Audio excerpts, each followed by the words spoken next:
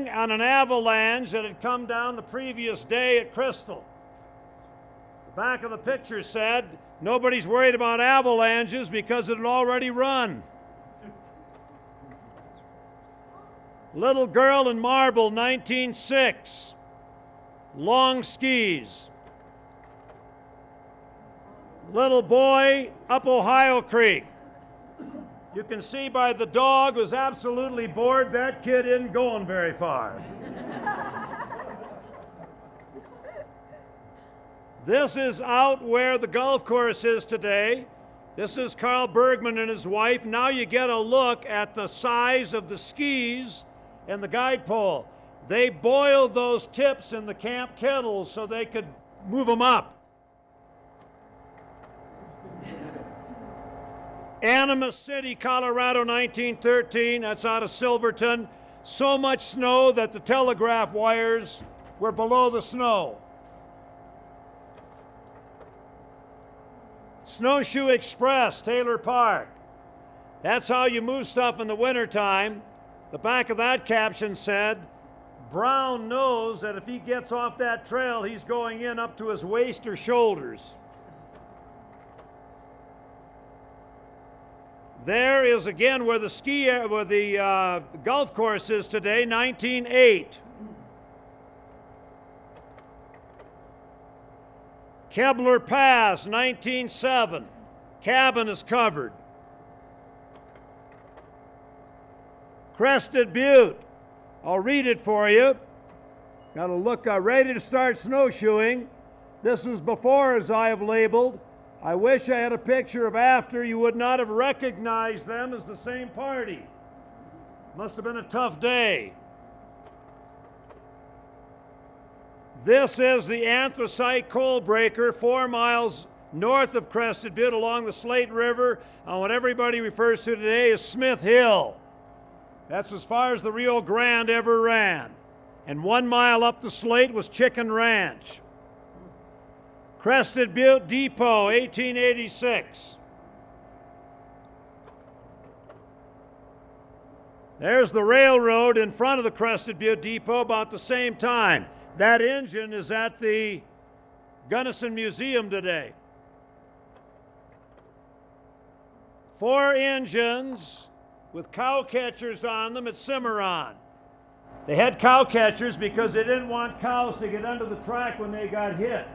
All the narrow gauge railroads were very slow, tracks 3 feet apart, operating in mountainous areas of Colorado. And there's a famous story about a woman going from Aspen to Glenwood Springs. Walked up to the conductor and said, "Can't this damn train go any faster? I'm about ready to have a baby." Conductor said, "Madam, you should have thought about this before you get on the damn train." The woman said, "I wasn't in this condition when I got on the train."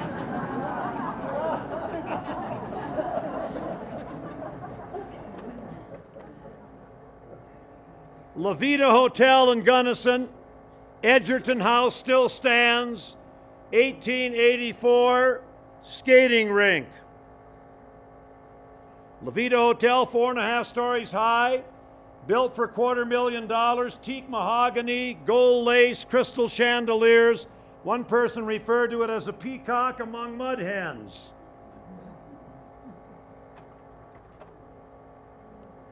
Four o'clock any afternoon in the summer and fall in the Gunnison country. If Ben Franklin been flying his kite with that burst, he would have got a little more than a tingle on his finger. First snowmobile in history. 1923 stoplight corner Gunnison. A great invention when a glimmering, because if it got in 6 inches of snow, it didn't have enough power to go forward. And if it wasn't in the snow, it went everywhere. They couldn't control it and keep it in a straight line. This woman has her child in a snowdrift box mounted on a sled and is ready to ski 10 miles from White Pine to the railroad at Sargent's, 1932. There is the Pioneer Ski Course, and that is the Big Dipper on the left, and the Comet chairlift going straight up. There is the warming house. That is the main building for the Pioneer guest cabins today. And you can see where they load. There is the warming house and guys getting ready to ski in an intercollegiate ski race. There is the chairlift.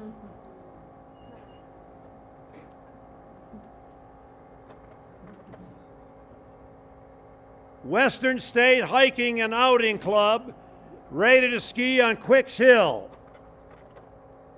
And there they are, right across from Cement Creek, playing Crack the Whip on skis.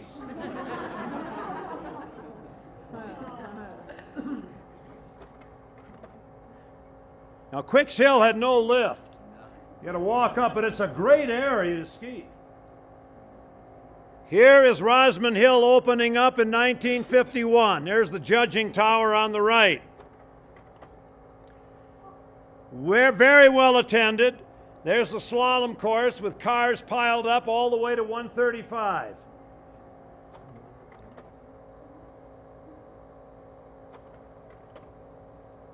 There's a guy that used to own the Red Dolly Pub in Gunnison named John Grodesky, going aloft.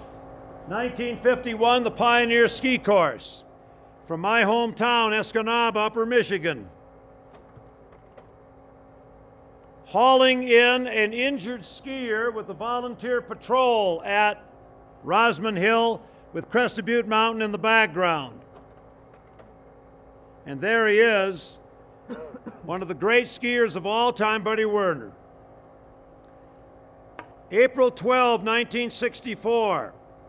Werner, in 1960, had been the odds-on favorite to win the downhill. Broke his leg before the Olympic Games.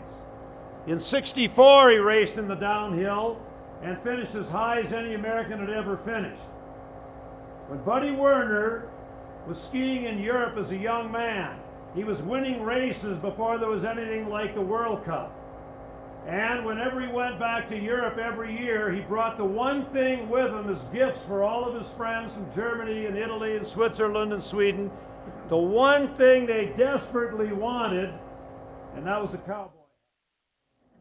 And Buddy Werner became known as the Steamboat Springs Cowboy. On April 12, 1964, after the Olympic Games, he is skiing with Willy Bogner, 15 other people. An avalanche broke off. Buddy Werner and Barbie Hennenberger, world-class downhiller from Germany, are the only ones in the way. The other 13 are off to the side. And they're both world-class downhillers. People on the ski lift are watching this. And they went down the hill as fast as they could, and they actually got to the bottom before the avalanche hit them. But the avalanche was so big, it triggered a side avalanche that buried both of them and killed them. They brought his body back to Steamboat Springs.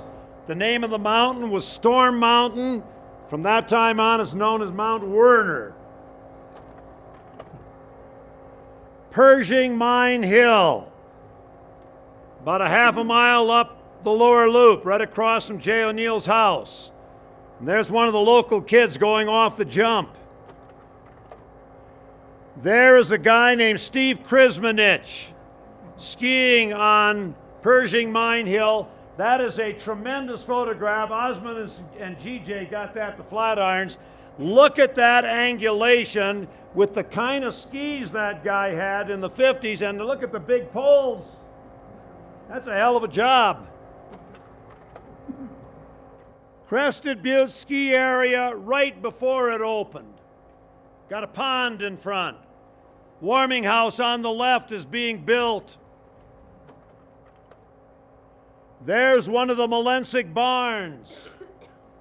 And a lot of the Western State guys used to love to get on top, slide down, and fall into about 10 feet of snow. That's Jay Miller. And there is the beer stube. The guy on the left used to ski at Flouschink with a top hat and a tuxedo.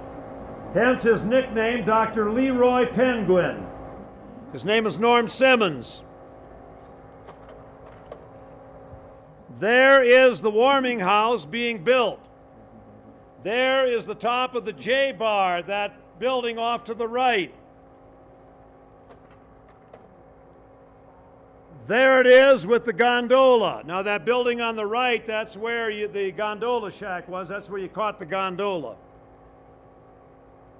The world record for runs, 23.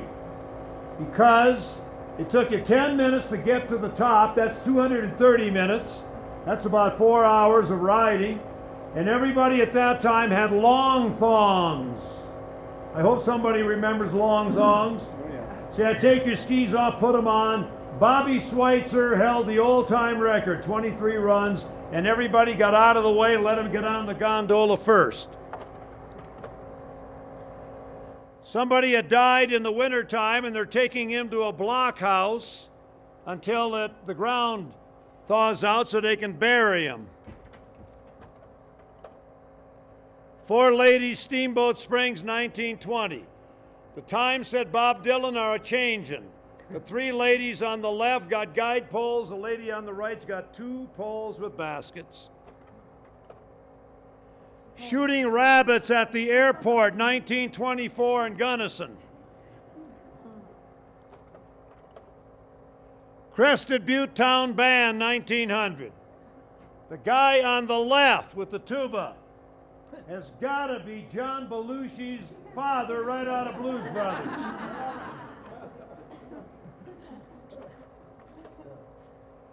Marshall Pass Ski Train, February 10, 1938.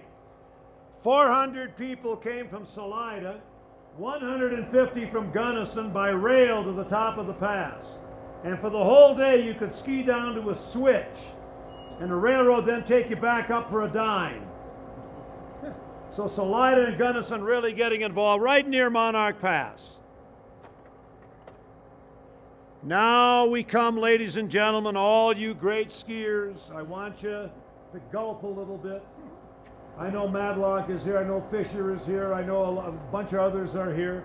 This is Carl Easterly, 1938, 18 years old on Quicks Hill, doing a backflip 8 years before Stein Erikson ever got the idea. Here he is, Sun Valley, Idaho, 1947, being pulled by an ancient helicopter at 50 miles an hour with his brother Verl. They are now going to jump the fence. Verl fell. Carl is still there.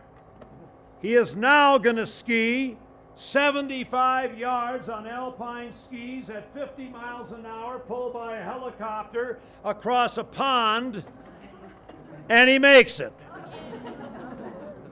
And now to finish it off, still at 50 miles an hour, he does another backflip over another fence. And this appeared on an early TV program. Tonight I will call him again in Frisco. He's 92. And I'm going to tell him, everybody, Carl, gave you another rousing ovation, so let's hear it for Carl.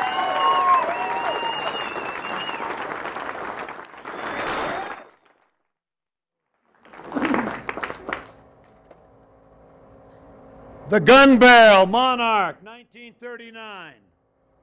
Went halfway up at that time. The Gun Barrel, again 1939 at Monarch. Vail Pass. And all of you people are saying, what in the hell are you talking about, Vandenbusche? They got Garfield in one direction and Gunnison in the other. How can that be Vail Pass? It was Vail Pass, ladies and gentlemen, for about 2 days. A guy named Charlie Vail was the head of the highway department, very arrogant. And when they built New Monarch Pass in 1939, he named it after himself. And the local people were so angry they threw that sign in the ditch. And they finally had to give it the old name of Monarch. But he still got ahead because they got Vail Pass named for him out near the Vail ski area today. Very arrogant guy. Chicken Ranch, 1 mile up the Slate, Crested Butte, 1939. Jumps are built by the locals. Frank and Gal's Bar, 1968, right where the post office is today. The greatest bar Crested Butte ever had. And here are 5 old-timers. Veterans Day or Armistice Day, November 11, 1968. On the left, Emil Lunk, Germany. Next to him, Frank Hodgson, England. Standing up, Tony Danny of the Danny Ranch, U.S. Next to him, Johnny Panion, Austro-Hungarian Army. And next to him, Ralph Falsetto, Italian Army. They were all trying to kill each other 50 years later, and now they're having a drink at Frank and Gal's. Jim Gibson going aloft at the Pershing Mine Hill. Western States Ski Team, Rosman Hill. Sven Wick, 2-time Olympic coach on the left, right across from Sven's right shoulder in the background, you can't see it, says tow tickets $1. There's the ski team. Sven Wick was our 2-time Olympic coach. He was a coach at the Squaw Valley Games in 1960. Skiing off of Monument, 1971. Steve Richel, Western State, skiing at Enns, Austria, ski flying, 375 feet. Now, I used to think that's tremendous, and I have personally seen a video of Walter Steiner of Austria going 672 feet, and somebody beat that. I can't believe it. I was in Garmisch, Germany this year, and we watched juniors coming off of a jump, under 20 from every nation, coming off a jump and landing on a carpet. 123 meters. 123 meters juniors in the summer. That's like almost 400 feet. Winter 1951-52, Crested Butte, St. Patrick's Church on Maroon Avenue. Same winter, you had a tunnel into the shops. Skiing over East Maroon Pass en route to Aspen. We used to do that all the time in the spring. Cooper Hill Ski Area with the 10th Mountain Train on Tennessee Pass. The longest rope tow then in the world. When you got to the top of that rope tow, you didn't need to do any weight training and your gloves were shot to hell.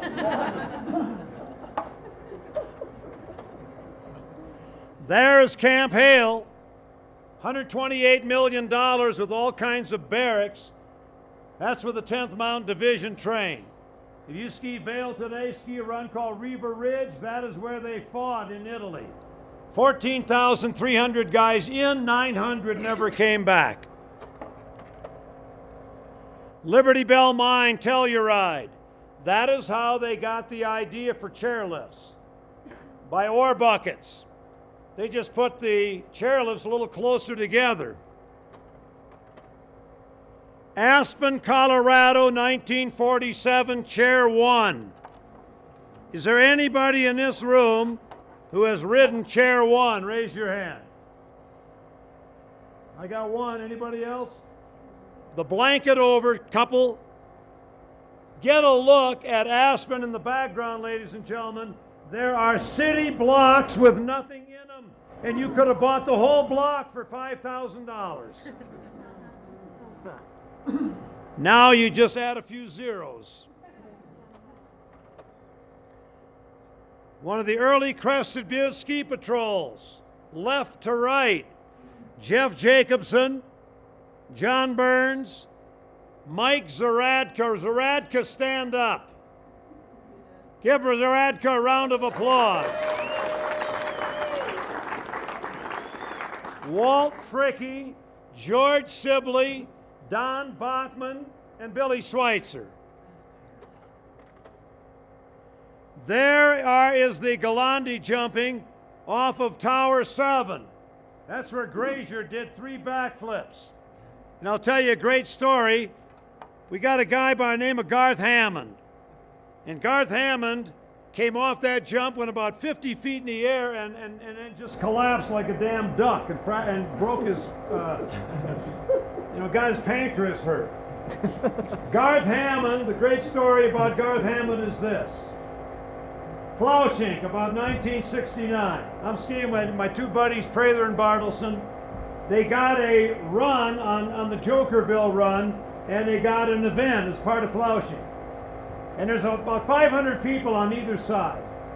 And it was a warm day, and we were picking up our parkas, and I told these guys, you guys go ahead, I'll grab the parkas and work my way up. And as I worked my way up, a guy started coming down, tremendous roar from the crowd.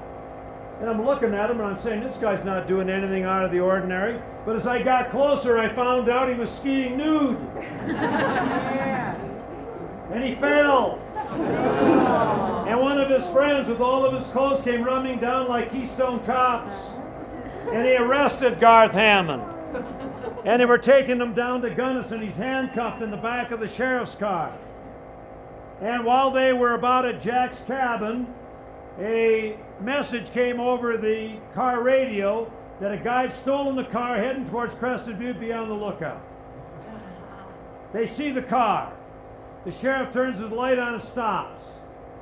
No way he's going to get this guy who runs his car into the ditch and runs out into Kenny Span's field.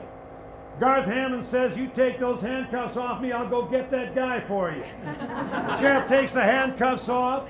Garth Hammond grabs the guy, puts him in the back seat in handcuffs. He is now riding shotgun, no handcuffs. Thursday newspaper comes out. On the front page, local hero captures thief. Not one damn thing about him skiing nude at the Crested Butte ski area. There is the Crested Butte School, the Rock Schoolhouse, 1881.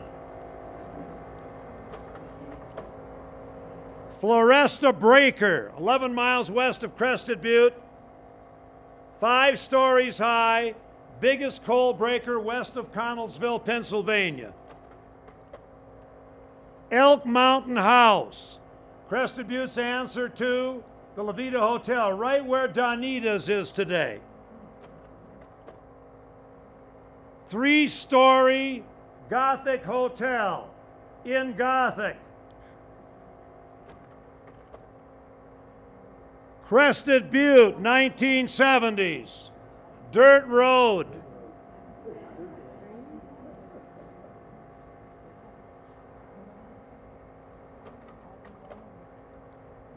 This is a Slavic Catholic group in a funeral. They're burying one of their own, 1880s. Steve Manfredo. They got a run today called Fredo's. Manfredo was a classical piano player who often practiced at Crested Butte. He was from New Jersey, a tremendous skier. And I used to ride up at the ski patrol, and Steve and I, at 8:30, they would open the lift and we would go and ski. And one of the ski patrolmen came up to me one day and said, Vandenbusche, we're starting to question your sanity. Nobody from our group is going to ski with Manfredo alone early in the morning, because he took me in some places we probably shouldn't have been. He's a world-class climber, climbing Communist Peak in Russia in the early 1980s. Manfredo got sick. They got him down. He was able to walk part of the time, and at 14,000 feet he died of a heart attack at 37. He had had scarlet fever as a young man, and that's what did it. When they had a memorial for him at Jerry Reese's house up Cement Creek, there had to be a couple thousand people. One of the greatest guys I ever knew. There is the ore bucket. No other buildings around. Paul Johnson owned it. I was at Vail last year, went to see Paul, who owns the building, and they said, he won't know you, he's got Alzheimer's now. This is an avalanche that came down right near the Three Seasons and killed a young kid from Texas in the parking lot.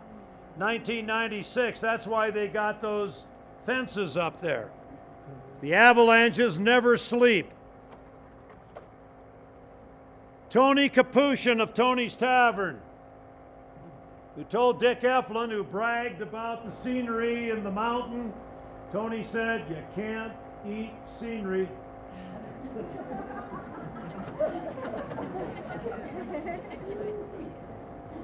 Now, I used to go up with the ski patrol when I was working on my book on the Gunnison country, and he never quite caught on. Now, this isn't me, though, but I'd always say to the guys, this is the North Face. No moguls, you had to walk to it. And I tell them, you guys hang around now, I want to take some pictures of you, and guess who got a chance to ski down first? And there's the last one. That is Christmas Day, New Year's Day, 1968. Great polka was going on. I stepped outside. I didn't know what the hell I was doing with the camera, but I was lucky enough to get a picture that turned out. There it is. Thanks for coming. Appreciate it very much.